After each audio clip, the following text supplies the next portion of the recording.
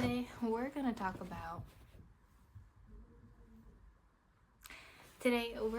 about how to write a book. I have a few tips and tricks in here to help you get started and find your footing.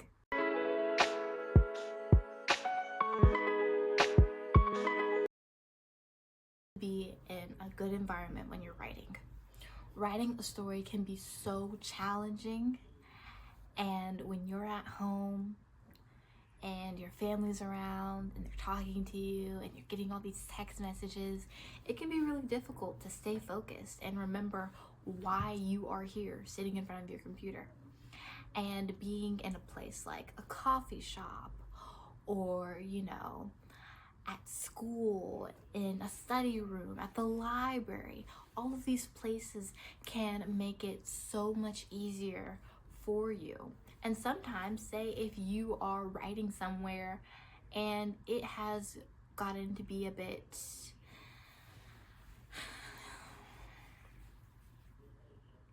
boring. Anyways, when it's getting to be a bit boring, then going and changing the scenery will help you find new inspiration, and it may clear up the writer's block that you had. Now, you don't have to know their names or too many specifics, but in the beginning, it would be wise to have a rough outline of the amount of characters that'll be in your story, like the main characters, and then to kind of input information about them that is important to the story. So, number one, what is their role in the story? How are they connected to the main character? Number two, will one of the characters betray the other character? Number three, what is their backstory? And this backstory is very important. That doesn't necessarily mean that you need to do a flashback every, 2 chapters where they're like, oh, I'm deep and brooding and my life is a lie. It's that keeping that backstory in mind will help you whenever you whenever you are talking about the character and how they're acting. So basically that backstory connects to who the person is.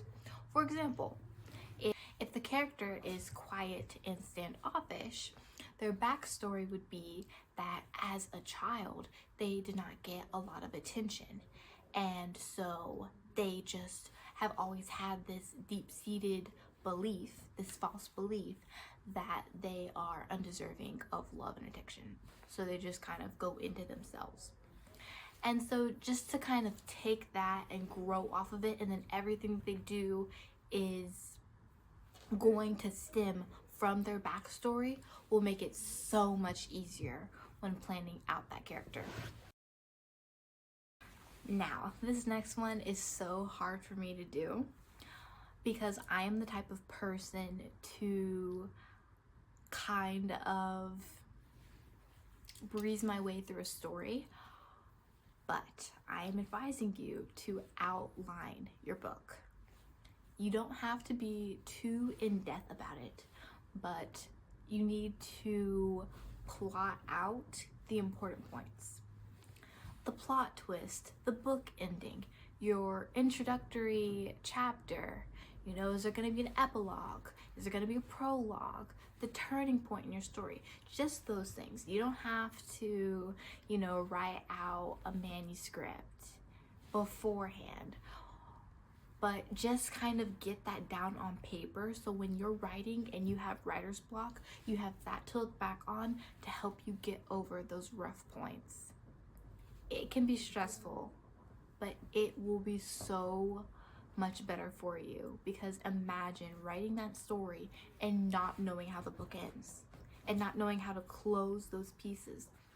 And if you plan out your story ahead of time, then you can input hints in the beginning to give that wow factor.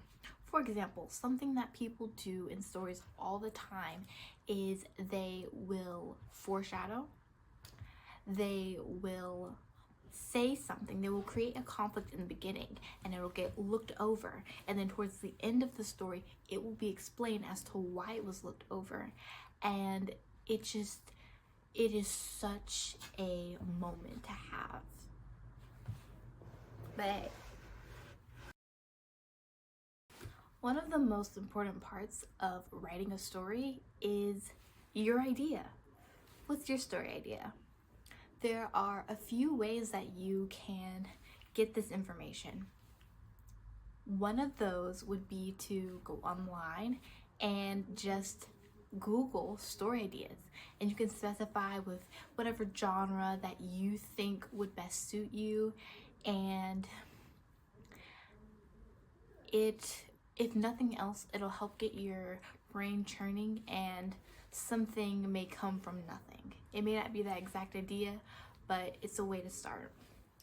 Another thing that I do to help me get inspiration is if I read a book and I am unsatisfied, I would want to write the version of that book that I am satisfied with. That does not mean plagiarism, but it just kind of means to take the best parts of the book and create an original story from it. Also, always jot down your dreams.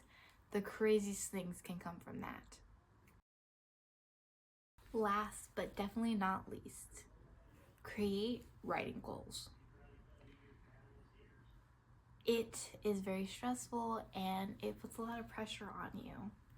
But creating writing goals that are realistic to what you have seen, what you're capable of, will make things so much easier. For example,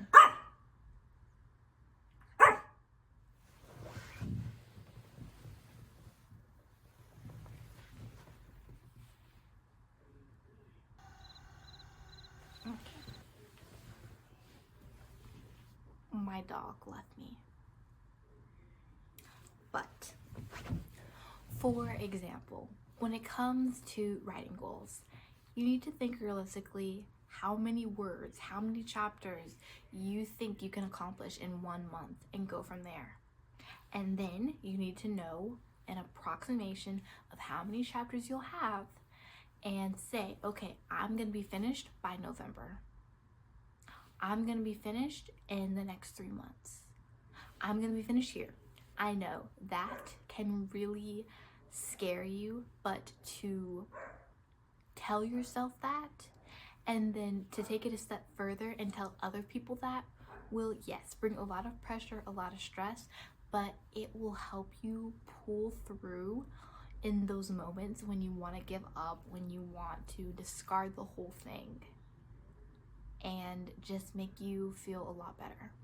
Also, another confident booster and another thing to make that story feel real is to give it a name.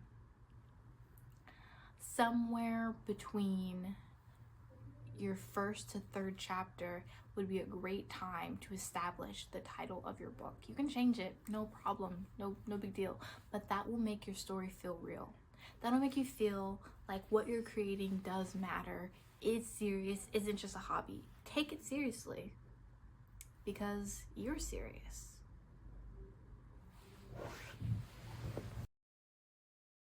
Okay guys, I am so glad that you guys have made it to the end. I really appreciate all my faerie scribers for following me on this journey because we're making history and I really appreciate it. So like, comment, subscribe if you haven't already, and you might want to check out one of my shorts because we have fun over there. Also, apologies about my dog. She is on a rampant rage. And I'll see you next time. Bye!